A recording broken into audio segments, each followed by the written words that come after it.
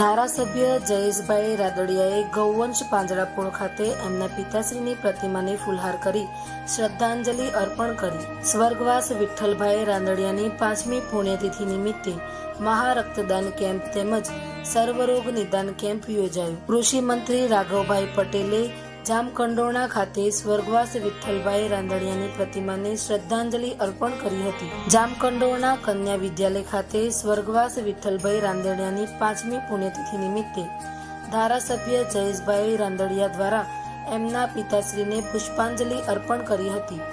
તો કલ્પેશભાઈ વિઠ્ઠલભાઈ રાદડિયાએ પાંજરાપોળ ખાતે ગૌ માતાને ગોળ ખવડાવી તેમજ ગૌશાળા ખાતે 100થી વધુ વૃક્ષો વાવી વૃક્ષારોપણ કર્યું હતું. તેમજ દીપ પ્રાગટ્ય કરી રક્તદાન કેમ્પ તેમજ સર્વરોગ નિદાન કેમ્પને ધારાસભ્ય જયેશભાઈ રાદડિયા દ્વારા ખુલ્લો મૂકવામાં આવ્યો હતો.